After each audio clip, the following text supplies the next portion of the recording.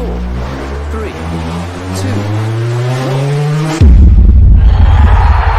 Champions! Wrexham are promoted. They have their storybook ending.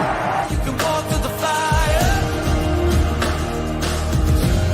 You can walk through the fire. When it's down to the wire. You can walk through the fire. Howdy, y'all, and welcome to the Wrexham Texan. My name is Jake Green. This is our very first live episode. We are live coming at you on YouTube, Twitter, and Facebook. Eventually, we'll expand to a few more live platforms, but for now, those are the ones. So feel free, if you are listening to this later today or later this week or whenever, you can go watch us on YouTube, Facebook, and Twitter. We also have, you can watch the episodes later on Rumble right now, and I believe on Odyssey as well. If not on Odyssey, soon on Odyssey. All right. Well, today we're going to be talking about season 2, episode 3, Not Yet. And as the name suggests, this one is all about Notts County. Our very successful rivalry from last season that will hopefully continue into the future. The episode opens up 11 games into the season.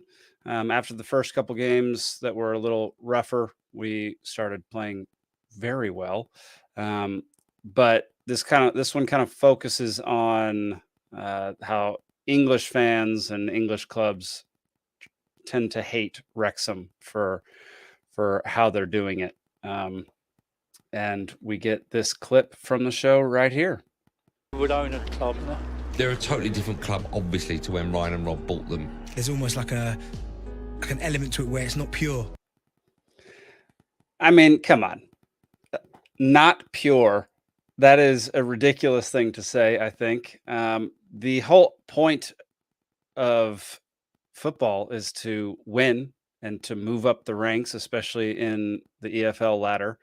And the fact that, I mean, how else would somebody do it? They'd get good players, they'd get good coaches, they'd get good owners, and then they'd work their way up. So the fact that they got good owners who got a good coach, who got good players to then make their way up the football ladder should absolutely mean that it is a natural way of doing things. It's not like you get relegated. You keep the same owners, you keep the same coach, you keep the same players, and somehow you just work a little harder and you work your way up the ladder. That's not how it works at all. It's these are things that are people who are jealous, people who are mad that Wrexham is actually doing well. Especially with all the attention that Wrexham is getting. It's just a bunch of people who wish it was happening to their club. And it makes sense. Like, I would probably dislike all the attention that Wrexham is getting as well, but it is what it is. And there's nothing impure about the method in which it's happening. Like, the owners took a big risk. They spent a lot on transfers, salaries. They spent a lot trying to build the stadium back up, put in the cop. So it's not like there's zero risk for them. There's just a lot of attention because of who the owners happen to be. If things were to go sideways, as it does in football quite a bit, they would be left trying to pick up the pieces. So like, it's not like there's no risk to them. It's not like it's a foregone conclusion that they're going to make it into the Premier League. It's just a bunch of haters. Today's episode will also be featuring an interview with Siân and Ryan of Me, the Wife, and Wrexham AFC. in which we will talk a lot about this and much, much, much more. But for now, let's continue through. This is our first big intro to Mark Griffiths. We kind of got to know him a little bit in the first season, but you kind of get his story in this. And he's been commentating since the 1980s for Wrexham. And he started out, I thought this was so cool. They ran a wire from the stadium to the hospital so everybody in the hospital could listen to the games. They did it specifically for football commentary, which I think is incredible. Great idea. I'm sure that lifted the spirits of a whole bunch of people who were, who had it rough in the hospital.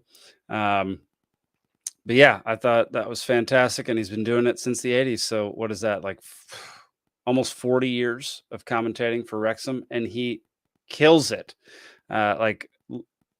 We discussed this a little bit, but like when listening to a game, it's not quite the same, but the enthusiasm and the style of commentating that Mark Griffiths has goes really well with listening to it.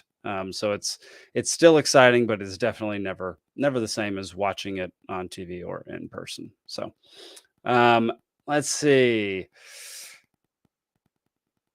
Yeah, he talks about how Rob and Ryan came in, how the town had lost a lot of its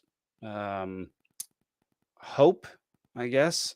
It had lost a lot of its industries, and Rob and Ryan came in, bought the club, and the club is so integral to the town that really started helping the town. And I know that we've said this many times, and so have they, that one of their primary goals was to focus on the community and focus on the town, not just the club. So yeah, that was Mark Griffiths' contribution to the first part of this episode. After the first couple games, we've been playing fantastic football, goals and goals and goals and goals and goals. Like the beginning of last season was so much fun to watch. So many goals all the time. And you just thought at some point that Notts County would just kind of disappear, fall back, go by the wayside. But sadly, that never happened. Yeah. Parkey gives an analysis of Notts County to the team and talks about how neither team drops points. They just keep on winning. Everybody, they just keep on winning over and over and over. And he's makes it very clear that he's not worried about medals or records or anything that is mid-season stuff. His only goal is to be the team lifting the trophy at the end of the season, which is exactly what you want from a coach. Which is also why I understand why people aren't completely into the cup games, like the Carabao and the FA Cup, FA Trophy, all that kind of stuff. Like it totally makes sense that you wouldn't be focused on that. It doesn't really have a real bearing on whether or not you get promoted to the next league. So yeah, the fact that Parkey, obviously Parkey understands that. He's a friggin' EFL coach, so he knows that. But some coaches, I imagine, would not have that exact same outlook. Let's see. We then I'm burning through this because my interview with Siân and Ryan was long and awesome. So I'm pretty much airing the entire thing almost. So I don't want this to turn into an hour and a half long podcast, though it might get there. We then cut to AMP Recording Studio, which their logo is awesome. Love their logo. I don't know why that stuck out to me, but it did. And the Declan Swans working on a tribute to Paul Mullen. And it ends up, that's how the episode ends later on, which we'll get to in a little while. But the band has never met him. They would love to meet him. But the fact that the documentary is aired, Wrexham has become far more popular, means that they are making money. And not much better than that in your middle ages, I guess, and starting to book gigs that actually pay and seem to book a lot of them and pay well. That's pretty spectacular. Uh, very, very happy for the Declan Swans. And of course, I download their music on iTunes because it's great. Let's see. Oh yeah, they mentioned that they've heard their song played while sitting in their season ticket seats at the racecourse ground. They play it over the speakers. That's got to be a crazy feeling. That's got to be super surreal the first time. I don't even know how you get used to that. I think I would continue to find it surreal forever. That would just be really neat. We then cut to the focus of the episode, which is Notts County. Ollie interviewing Ollie in a hotel room, which I thought was hilarious, with him half under the covers, half above, but fully dressed. It was an interesting choice. Thought it was hilarious. It was just a funny place to be interviewed. He mentions that they know they can beat the teams in the middle and lower parts of the table, but it's essential that you beat the teams around you, which in this case was Notts County. I think Chesterfield was pretty good. There are a couple others that I know I'm forgetting, but yeah, obviously it's essential to beat the teams that are the good teams, obviously, because if you're one of the best, you need to beat the best to come out on top. So, I think Mark Griffiths mentions that it used to be that during away games, when Wrexham would come out of the tunnel, it would just be silent. It would just be silence. There weren't enough fans to cause a stir. There weren't enough fans to make a lot of noise. And he said all that has completely changed. And now it is very loud. I would say, sometimes listening to it when you're watching the broadcast, I would say it's almost as loud as the home team's fans, home team supporters, making that much noise, because Wrexham shows up, the fans show up for every single game, and it's always sold out. So pretty cool that is now what it is in the Wrexham world. Yeah, let's I'm trying to decide when to go to the interview.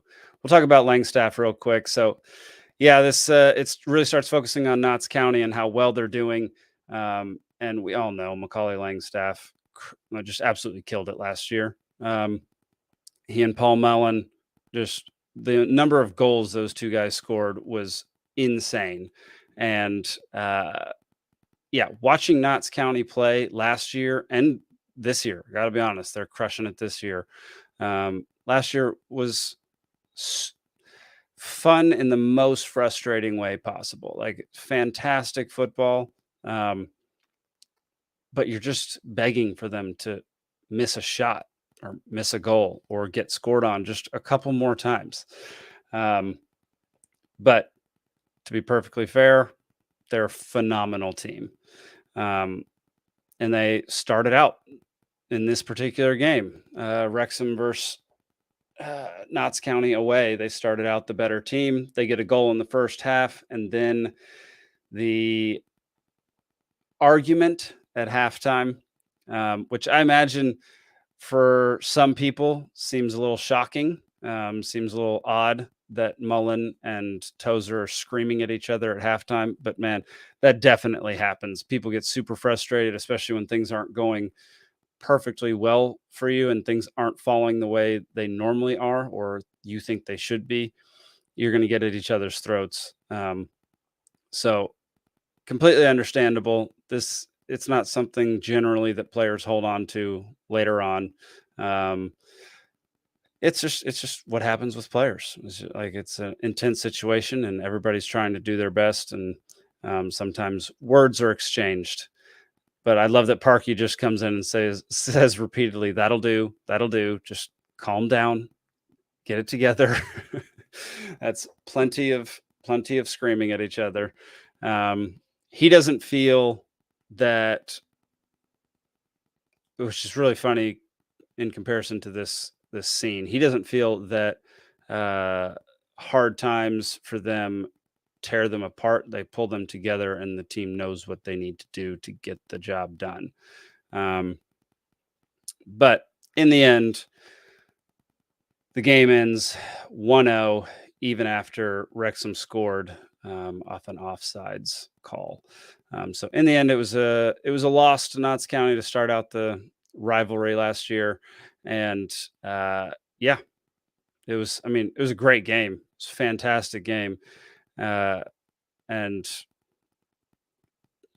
Notts County went on to have a record-breaking season the same way we did. So without further ado, this past week, I sat down on Saturday before the Stockport game, before that horrendous loss.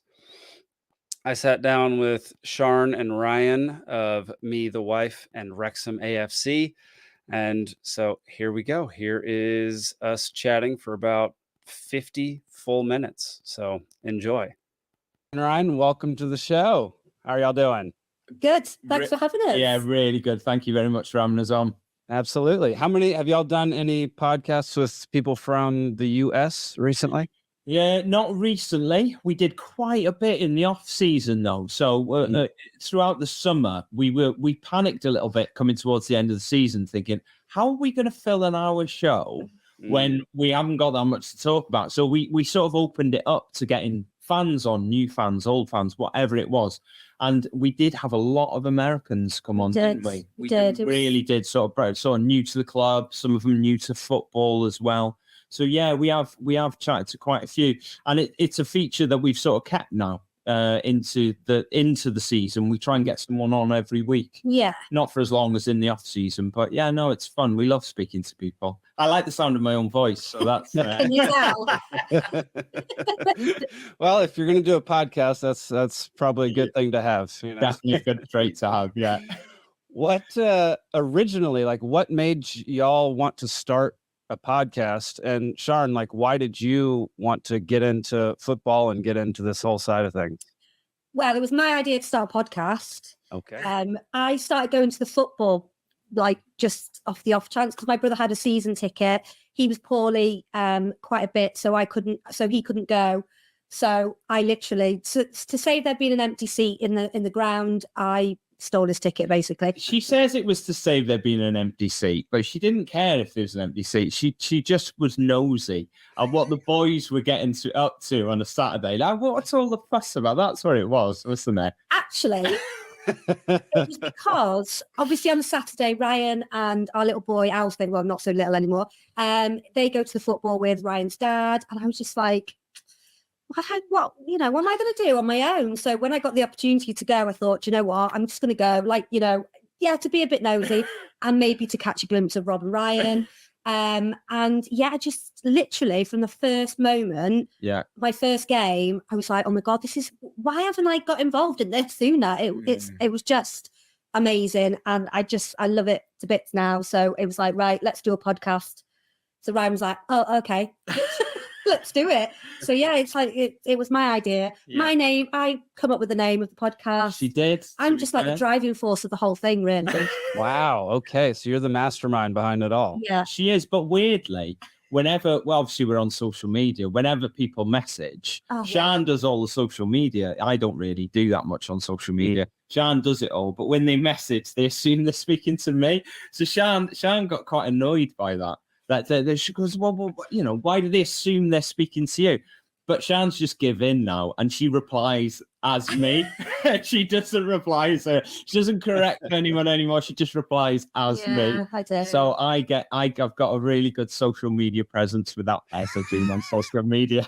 Yeah, I put all the hard work in. He gets all the credit. I mean, yeah. What's that all about? No, I mean, you got to set your ego aside. Bravo. Yeah. I mean, just the title, the fact that you titled it Me, the Wife, you called yourself the wife. That's Yeah. Well, yeah, I guess You could have gone Me the Husband in Wrexham AFC. I could have, but I think the reason why I came up with that name was because Ryan is obviously, a long, hard fan. Long hard fan. Yeah, no, didn't mean that. He's a long-term fan, is what I meant to say. Yeah. When I'm kind of, just coming into it and everything. So I just thought Me, the Wife, and Wrexham AFC, it sounded good. Also, especially the early episodes, it was very much sort of because Sean was new, it was sort of like me interviewing you, wasn't it? In a way, yeah. About what's okay. What have you learned about football? What have you learned this week? And we did a few weeks of what have you learned this week about football, about Wrexham. So it's sort of me interviewing Sean a little bit for the first good sort of 10, 15 episodes. It was sort of like that. It was that sort of format. And then as it sort of progressed, it's not that anymore, is it? No, I can get my pennies worth in now. Yeah, I missed. So I probably found y'all's podcast around episode 40 or so. Okay. Cool. So I missed the first few episodes when that was happening. But I imagine that's probably good for like longtime fans and new fans to have somebody who's new to football learning about it as she goes. And like, because you take things for granted that you would assume when it comes to things that like the back of your hand.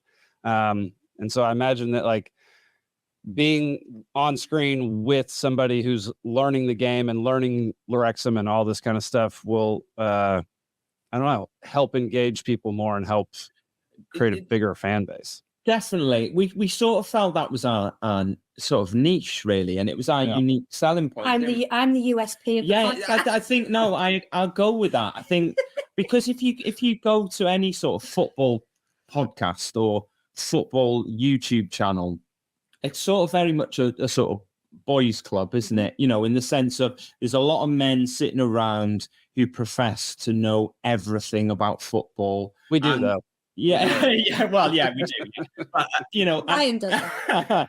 But I always felt unique in the sense of, we're not going to hide the fact that Sean, without being horrible, knows nothing about football and was going to be learning from scratch. And we thought that was a really cool thing because, especially with the documentary series season 1 of the documentary, we knew there was a lot of people out there that were coming to Wrexham for the first time. Not only that, but learning about football for the first time and everything. And we thought if we can drag them people along with us and they can learn things along with Sean, that would be a sort of quite unique because you don't really see that, do you? To be fair, I've noticed now, and I don't know whether we were the trailblazers in this, but I have noticed that a lot more like men and women, not necessarily husband and wife, but I've noticed that a lot more women are doing podcasts about football, not necessarily Wrexham, but just football in general. And I just think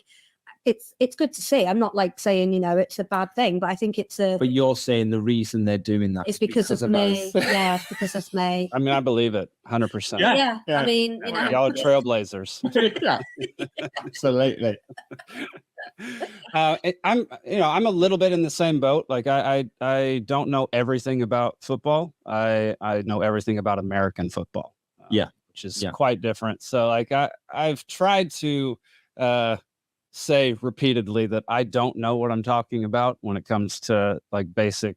I don't know formations very well. I don't know strategies, tactics, anything like that. So like that's not my forte. My forte is storytelling, which is the whole reason I started this. So everything's a learning process. So it's been a learning process for me as well. Yeah. We have to talk about this photo. Y'all mentioned it in your podcast the other day, but we got to talk about it. So you mentioned that he smells great. I've been telling anybody who listens to me, I've been telling Ryan Reynolds smells really good. Yeah. And I wish that's what he wears. Can you describe what he smells like? Is there a good description of it? Smoking alcohol. No. I'm joking. No, I can't really. It's just clean. Um, Ryan, what does that say about you, man? I don't know. I don't know. You smell good too. Just not as good as I do. Do you know what? I can't even start to kind of explain. He just smells clean, manly. If that's possible. He just smells just good. I mean, to get away from how he smells. I mean, he's just. To be fair, he's just a lovely guy. He really is. In the sense of he you know, we've seen him a lot, you know, at games, you know, but and Sham's like, let's go down, let's go. As he's walking, he walks the same route whenever he's there, past all the fans, and he stops for photos. And you know, he'll have a chat with people. And you know, we went down and he'd already probably stopped 40, 50 times for photos and to talk to people and to shake hands and all that sort of stuff. And, you know, I can't imagine doing that, but I imagine it would start to grate after doing 10, 15, 20. But we like I say, we must have been 40th, 50th in that he'd spoke to on the way down. And he didn't make you feel like you had to rush. He made you feel like, you know, you could talk to him, and he wasn't, you know, he would be there as long as you wanted him to be there. And I think that's a real skill to have as a human being, you know, to make sure that everyone you speak to feels like you're the first person you've spoken to. Yeah, exactly. And that you haven't got to fumble and get your phone really quickly to take a photo because he's there going, come on, I've got to go. He was so nice, and he made it feel like you could just take your time, take your photo, have a little chat, shake it. And he's a really nice guy. There's one thing I do regret. Yeah. We didn't tell him about our podcast. I'm gutted. No, but no, we didn't. That's for next time. This time was the introduction. Yeah. Hello, remember us from last time? You put a picture. No. Back off. Security, get these away from me. Oh, but that was maybe a little bit of a regret. But we just wanted to get a photo. It's been a long time coming, and I had to ring Ryan because he was having a beer with my dad and his dad. Yeah, I was like, "Quick, Ryan! Ryan is like coming down the line now. Can you come up here?" And he came up, and he was like, "He's not even halfway here yet." I was like, yeah, we've got to get our photograph taken. And we finally did, and I made up. I've got 3 screens at work, and literally all 3 of them have got that same picture. my phone. It's everywhere. Yeah. It's everywhere. That's awesome. Yeah, you're totally right. That takes so much patience to interact with that many people. Yeah. And I think I don't know. I don't know how it is. My wife does. She's an actress and a stunt woman, so she's done like all this red carpet stuff that I have no interest in doing any of that. She's like, "You want to walk the red carpet with me?" No. I'll just go around the stuff. I'll come. I'll come on the red carpet with her. Yeah. That takes so much patience, and I think it I don't know.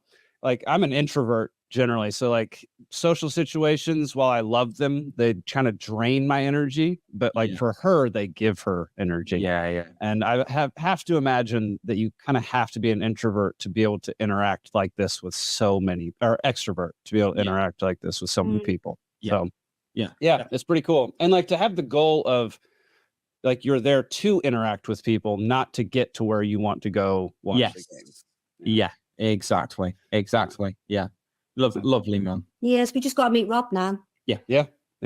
He's next. Yeah, he's next. I think my wife and I are going to go up to Rob's bar in Philly to watch a match or two. Yeah. Over this season. I think that'll be fun. Yes, definitely. Yeah. Hopefully it's a good game. Yeah, not like the one they filmed. Yeah, right. That'd be brutal.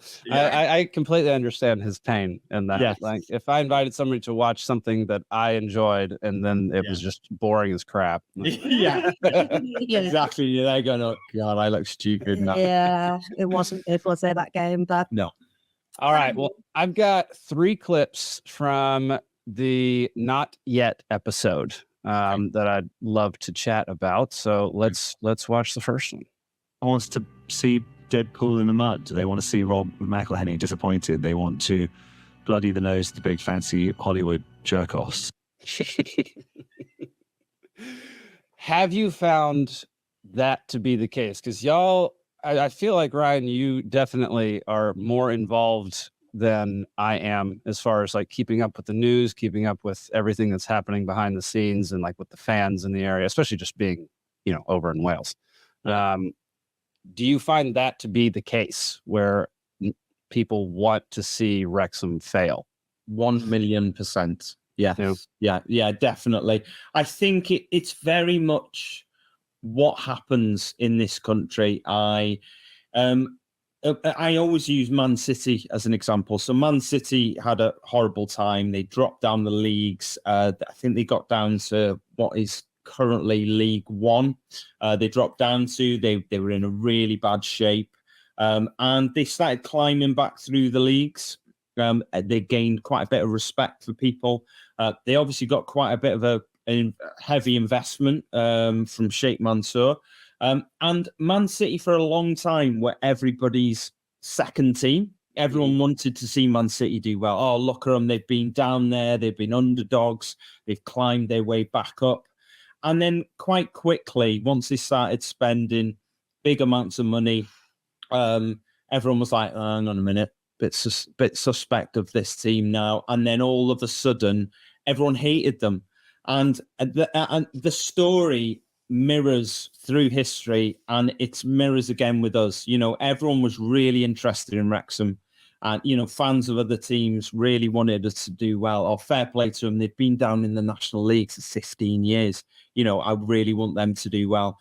But then when you do start doing well, that's when you start getting, oh, this is awful. They're just buying the league. They're spending money. Oh, I don't want to see them do well. Their fans are horrible. The abuse that comes out online, it's unreal. Honestly, it's unbelievable. And we are not hate. Yeah, we are pretty hated, I would say. Through there's a lot of fans who are sensible, level-headed fans of other clubs who, think, oh, look, it's really good. You're doing really well. You're doing everything in the right way. But then you get the 1% of jealous fans who wished it was there. It's not even 1%, though. It's so much higher than that. No. There's so many fans who, and it is jealousy, because if this was happening to another club in Wrexham's league, I'd be absolutely fuming. I would.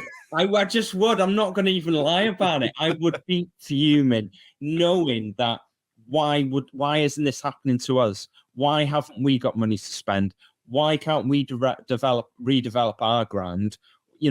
Why do they get Hollywood owners who've come over here and splashed cash, and now all of a sudden they're successful? You would, and I get that, because football is very much a jealousy-driven game. You're always jealous of someone, unless you are right at the top. You're jealous of that club having that player, that club having that money, that club having a better stadium than you.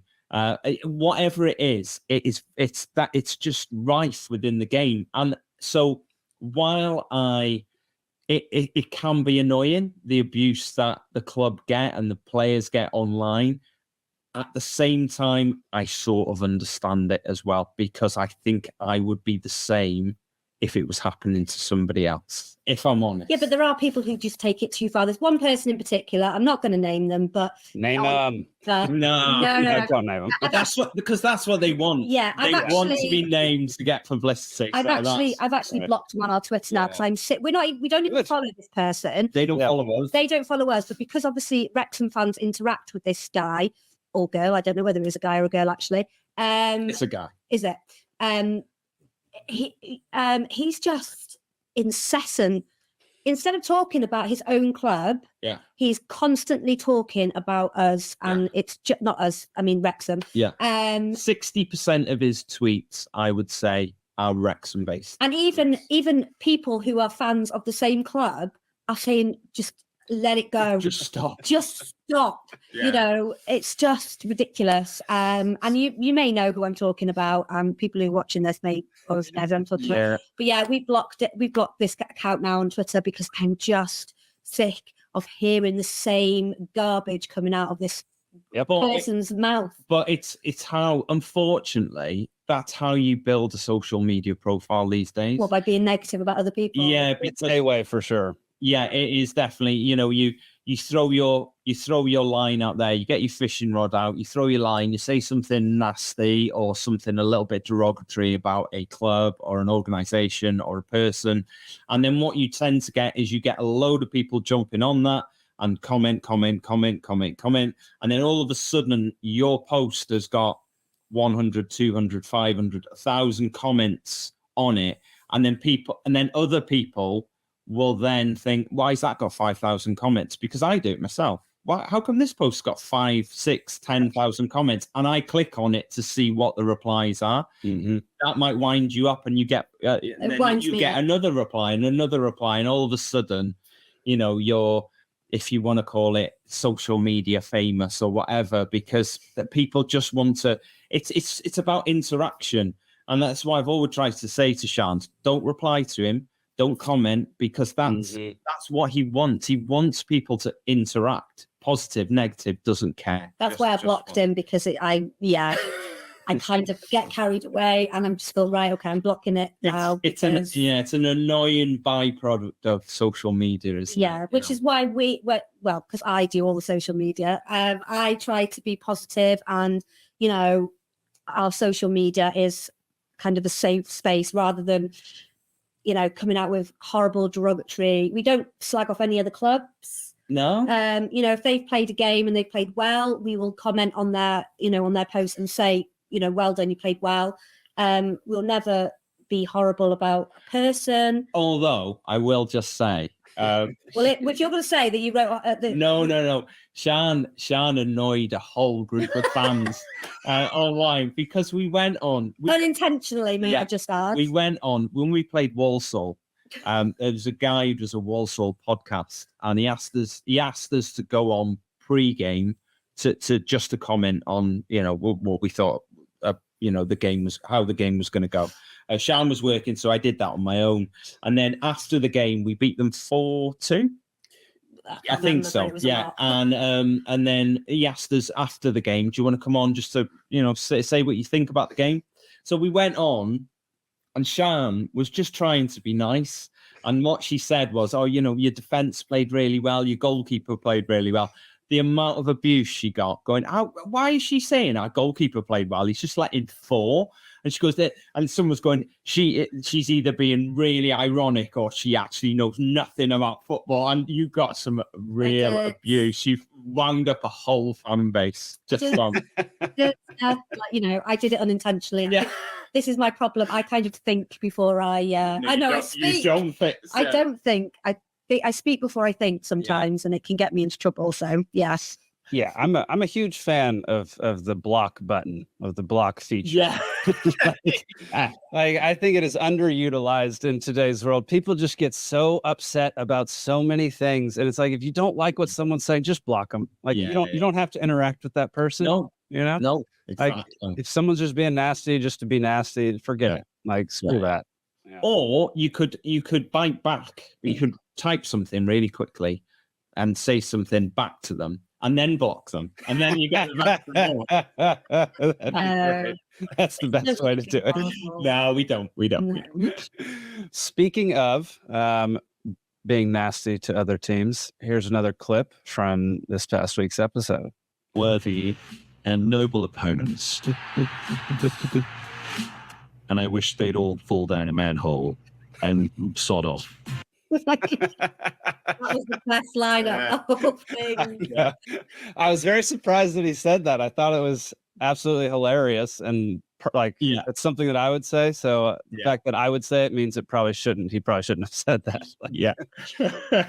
Yeah. But obviously Humphrey, he's a jokester, and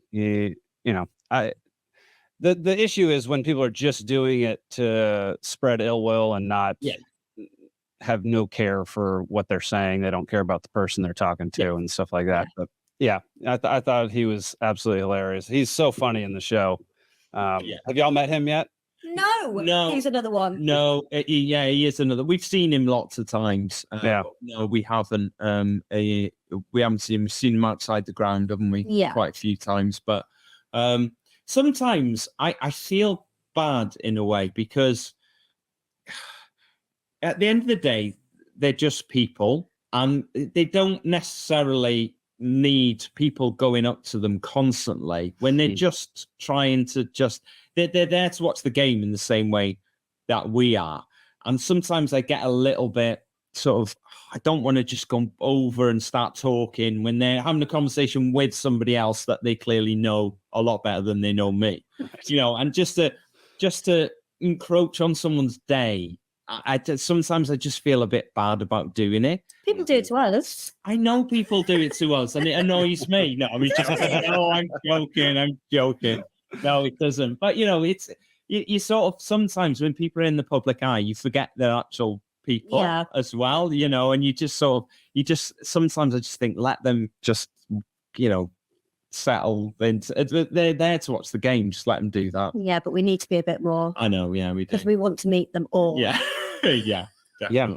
And like you said, like if they're having a conversation with someone they know and clearly they're, having a full in-depth conversation, it's probably not the time to approach them. Like exactly. Ryan takes the time to, go down the line and talk to fans. That's probably the time to go talk to him. Exactly. And they're having a conversation. You don't want to walk in and go, right, not you now. Hello. Like this. And, you know who I am? Yeah. And they're going, no.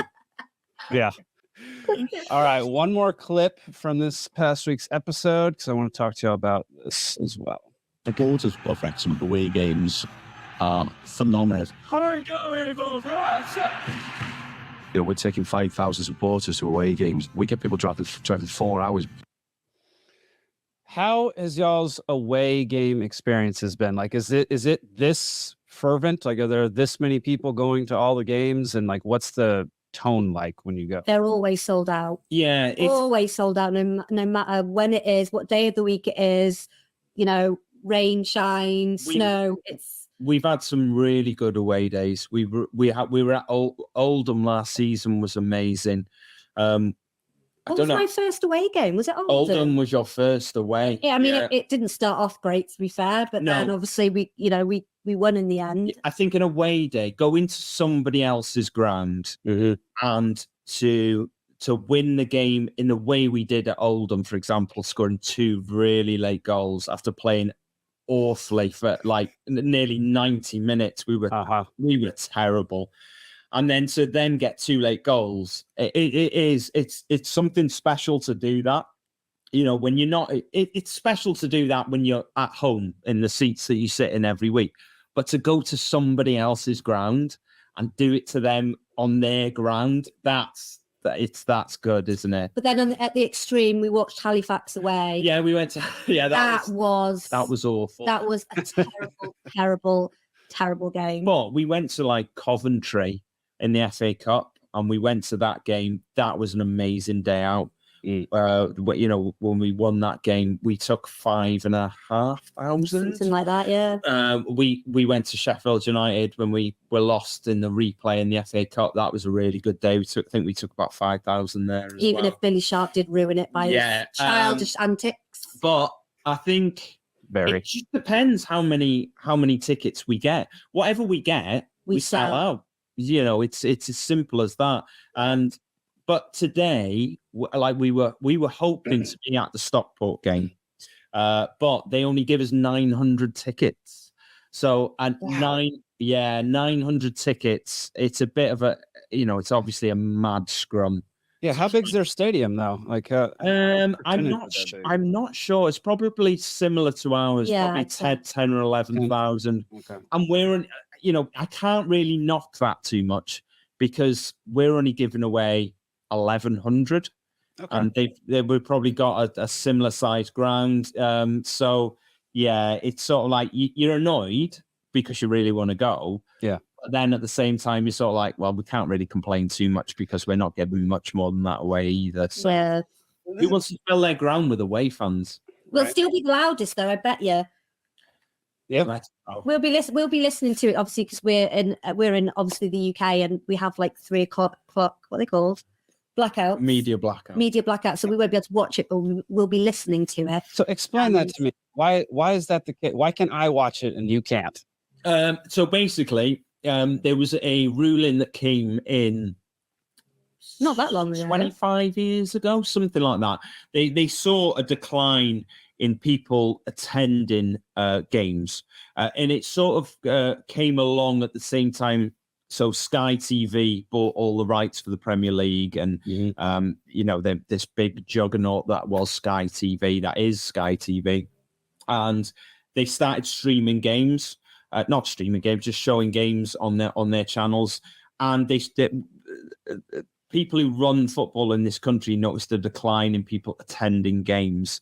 So because most games kick off at 3 o'clock on a Saturday, they decided to introduce a media blackout, which would then encourage people to go back to games as opposed to sitting at home and watching them on their TV. So the subscription that went to, that you pay to Sky on a monthly basis, what they wanted is people to be going and paying their 20, 30, 40 pounds to go into a ground to help clubs, especially the ones lower down the pyramid, because we get a lot of armchair fans as well, in the sense of you'll get somebody who might support, I don't know, Morecambe, but at the same time, they've got a little bit, if Liverpool are playing Everton or Liverpool are playing Man United on the TV, they'll sort of not bother going to the Morecambe game to watch the Liverpool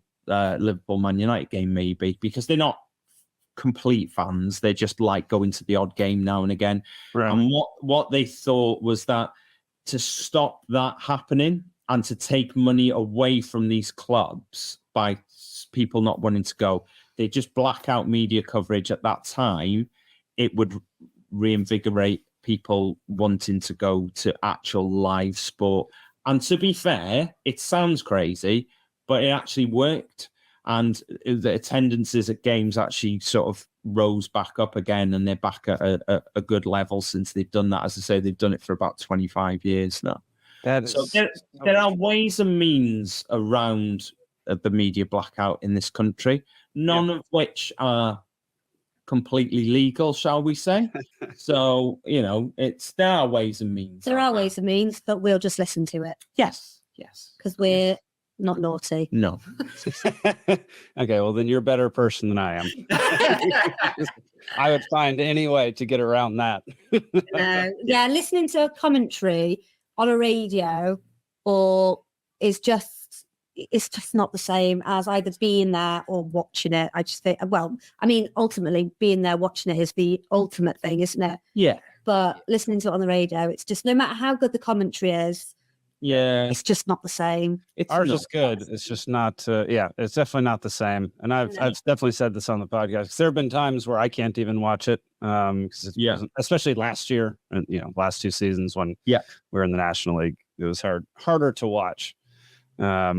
It's that's so strange. I've never.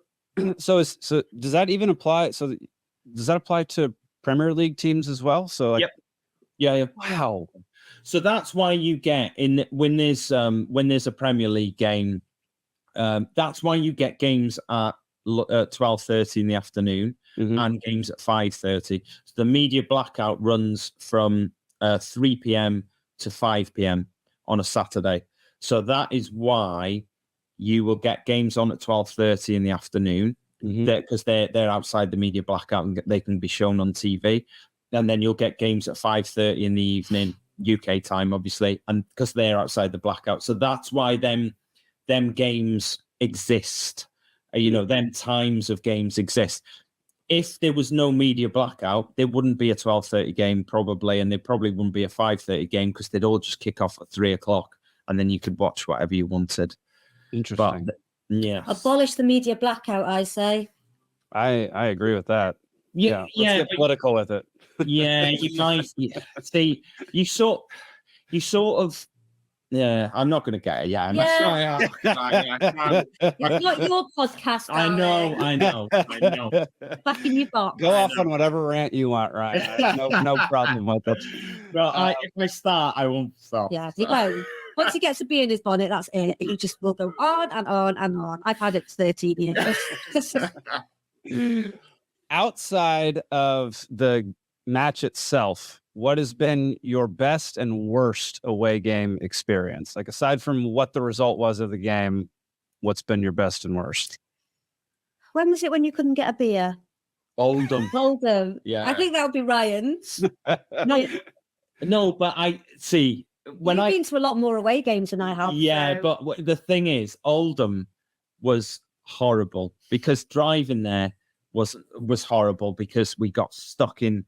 The 2 motorways were closed, and we ended up. It's an hour away, Oldham, and I think it took us 2.5 hours to get there, which was annoying.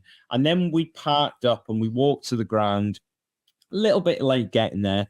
Now I queued up to get a beer. And I queued up for an hour, and I don't think the queue moved. So I'll be on, and so then I just walked away. So I sat down. I was like, I haven't had a beer. It's taken me 2.5 hours to get here. And then they scored in the first half. We were 1-0 down at half time. No beer. No beer. 2.5 hours to get there. We're losing, and it was horrible. But then when we scored in the 90th and the 96th minute win it. I look back at that day now as one of the best away days I've ever had because of that. So Wrexham winning or pulling off a victory right at the end supersedes everything else. It's still one of the best days I've ever had, as an away day. So it's odd. But for me, I would say probably Coventry away was my best. You said your worst. No, but I can't. Oldham was my worst and best. Okay. But Halifax away from the football was very good. Halifax, the football was horrendous. Yeah. What was it about Halifax made it good? It was really nice. Yeah. Well, it was really nice though because we got in and they had all these they did all these food trucks. It was. Beer, there was bars, there was everything. It was perfect. Halifax, it was really good. And then the game was horrendous. It was horrible. But I'd say my best day was probably as a complete day, probably Coventry. Yeah, that was pretty good. Was it just me and you went to that? Just me and you. Yeah, it was the little date afternoon. Yeah, it was. The ground was lovely. It was really easy to get a beer. And it was just, and then to go and win it in the way we did as well. National League team against the Championship team, to go and win it. I think everything about that day was probably. I think you can find positive and negatives about anywhere you go. And I think, like you said, if we win, no matter what the stadium's like or the people or whatever, it always kind of makes it better. It does. But yeah, Halifax was just I think Halifax was mine, to be honest. Worst. What did I say? I don't know. I'm just asking. I think I have so I try to be really positive, and I always try to think of positive things that may actually not necessarily be there, but I kind of want them to be there. So I don't like saying good or bad, but I tell you where wasn't very nice. Sheffield United. That really, really wasn't. It was quite a horrible, dowdy ground, wasn't it? We were used to National League grounds, and they're not the best. Mm-hmm. But then we went to Sheffield United for the replay in the FA Cup, and that was a terrible journey as well. That was a horrible journey, yeah. But they were in the Premier League the year before we played them. They're back in the Premier League now, and you sort of expect. For a Premier League team, you sort of expect it all to be really nice. Yeah. But it wasn't, was it really? It wasn't that nice. Was it nicer than a National League team? So? Yeah, probably. So it's probably like an expectations kind of thing. Yeah, I would say so. Yeah. On the basis of how big they are and how big the ground was as well, because it is a big place. I just expected it to be nicer. I think It if you're wasn't. talking about what would be your best ground that you visited, obviously apart from ours, I would say Coventry was our, it was just literally the whole day, start from finish. No, I bet you can change your mind in 1 second. All right. Wembley. Oh yeah. See, that's the thing, is that we went to Wembley, we lost, but people try to forget about that day. But because I'd never been to Wembley before, I'd never been in a crowd. Well, I have been in a crowd like that if you're at a concert or whatever, but not like at a footballing event. My brother was there, Ryan was there, our little lad was there. Did I say your dad? No, and his dad was there as well. And it was just such a great day. And I just think, no matter, even though we lost, it was. Ryan could get a beer, so he was all right. I sound like an alcoholic though. Yeah, you're coming off like one right now. Yeah, I know. You have a few beers at the football, which doesn't happen every week. I think it's an important part of the experience, I would say, at the football. I think it's more that it's tradition, isn't it? Especially when we go to watch Wrexham at home, we literally get there at 1:30. The doors open at 1:30. We get in there. Ryan gets a beer and a half. No, 2. Oh, do you get 2 now, do you? Oh, that's changed. Or that depends who's buying. Depends who's buying, yeah. Who's buying. I get my chips and gravy, a bottle of Coke, and it's just like every single Saturday home game. Yeah. And it's just, that is tradition. So yeah, I think the fact that you get a beer or 2 and it's the same beer, isn't it? Yeah, it's got to be the same beer. Same beer. It's just, it's maybe it's a bit. What beer is it? That I don't like saying, because everyone is. Don't just say the beer. No, because everyone always assumes, oh, you must be drinking Wrexham lager. Oh no, I don't drink Wrexham lager, to be honest. I do drink Wrexham lager, but not at the football. I drink Madry at the football. It's lovely. Yeah, not cheap, but really nice. Nice. Before we get out of here, let's talk about where we are in the table. Cool. How are y'all feeling so far about what's happening this season? I've had lots and lots of opinions on it, but I want to hear what y'all's take are on what's happening with the table right now.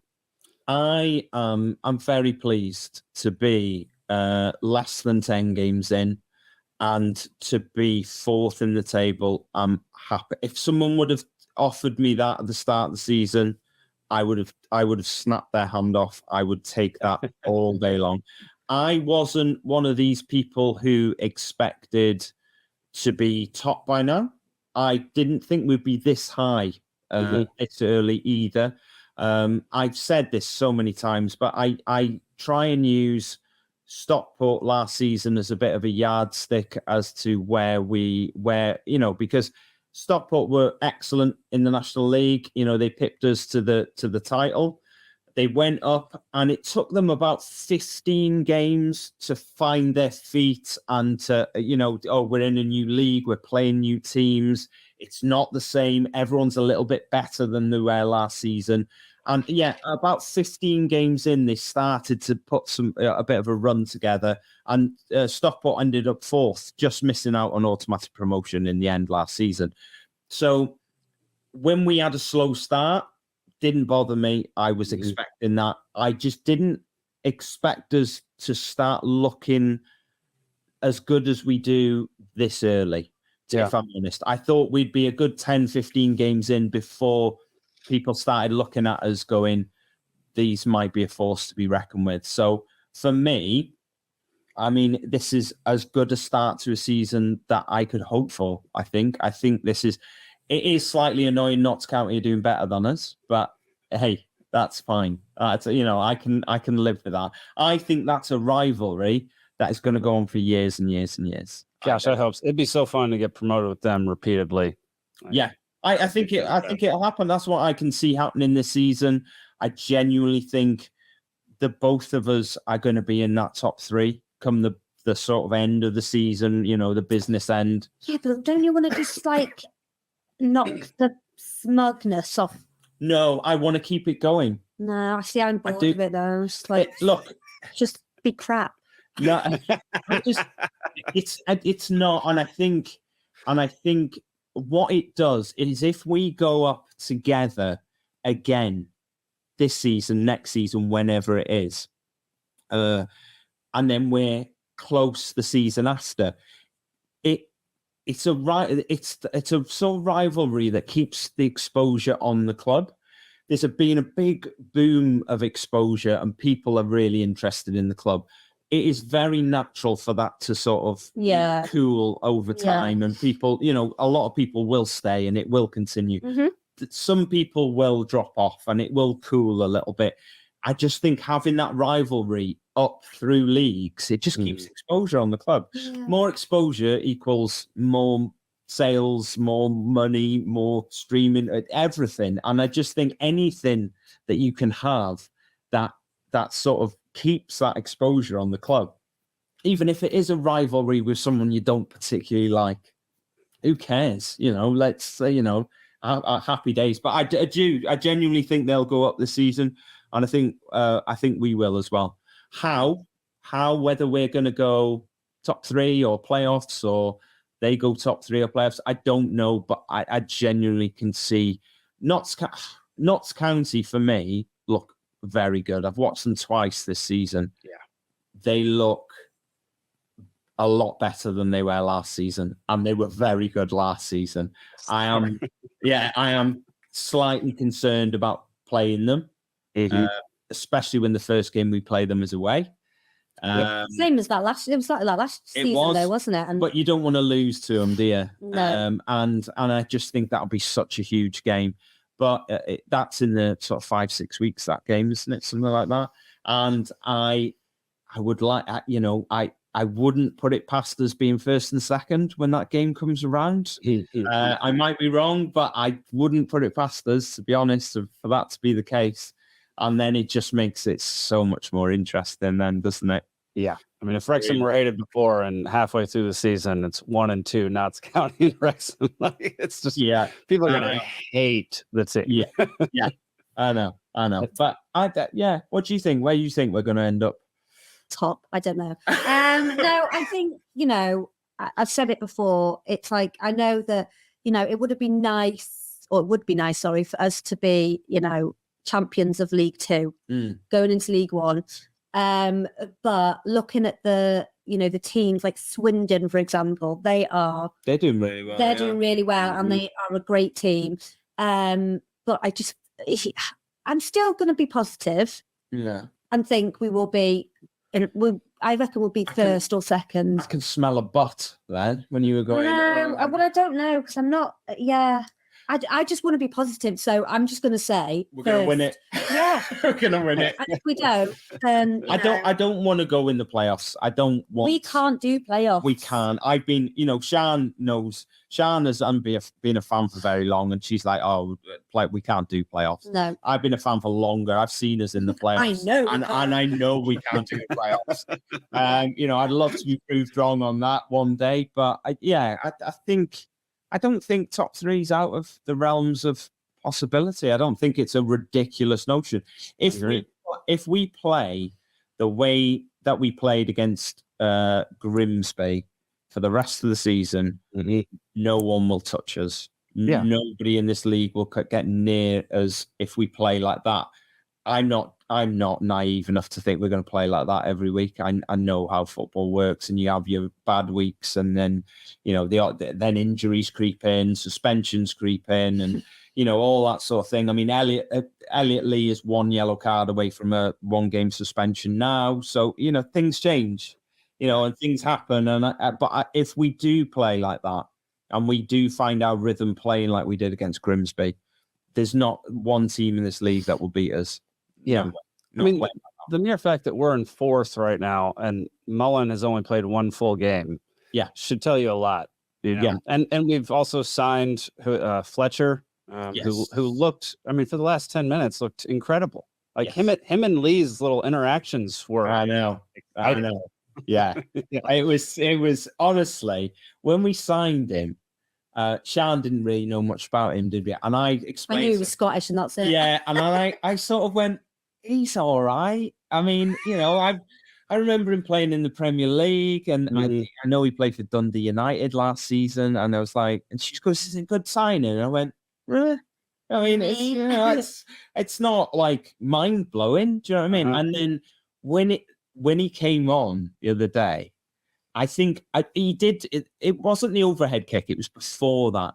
He did it. He sort of flicked it around the corner to Lee, and then he did something else. I genuinely think I went like this. I went, and I was like, he could do no wrong for the 10, 15, 20 minutes he was on. Everything he did come off. Yeah. And again, I'm not so naive to think that's going to be the case for everything he does in every game. But if he can pull off a few little sort of passes, because the chances he created, for Lee and and spreading it out wide and the little things he did, I noticed his running off the ball as well was so good.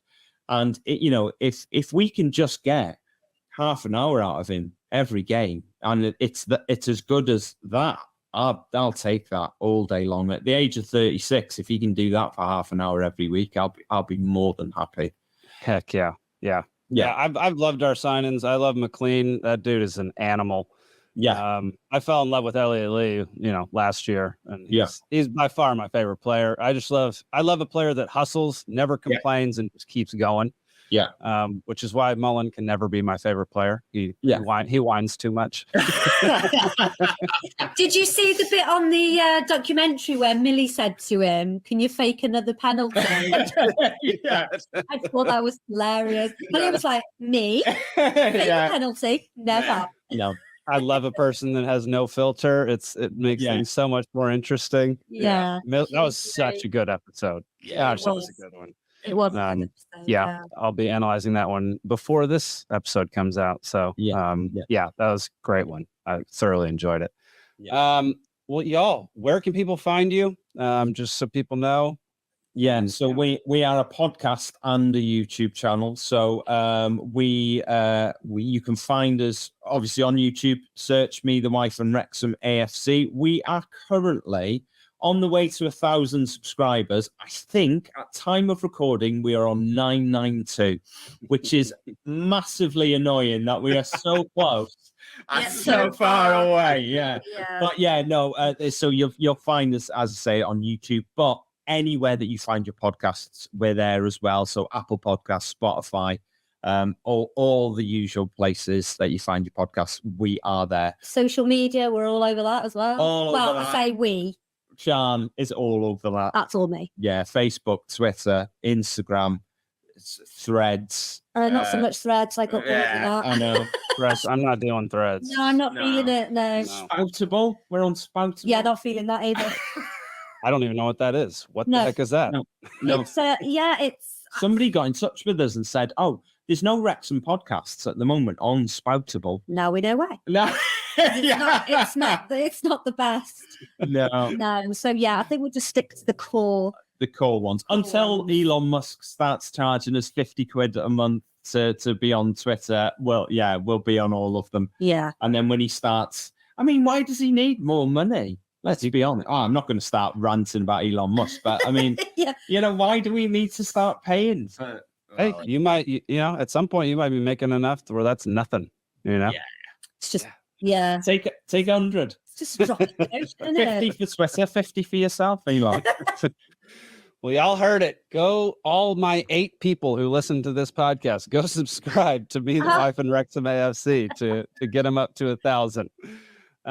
Y'all, I really appreciate y'all coming on. This has been fantastic. Love your podcast. Y'all keep it up. It's a delight. Thank you very much. Absolutely.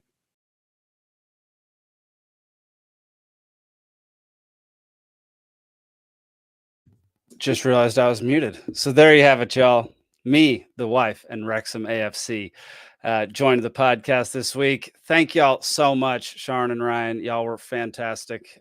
Absolutely loved hanging out with y'all for an hour or so and chatting Wrexham and other stuff. So if you enjoyed this podcast, actually, let's not end it just yet. I think I have the very end. At the very end of this episode, the Not Yet episode, let's see. I believe I have a clip here. The most remarkable record-breaking season in history. someone else does as well at the same time as us.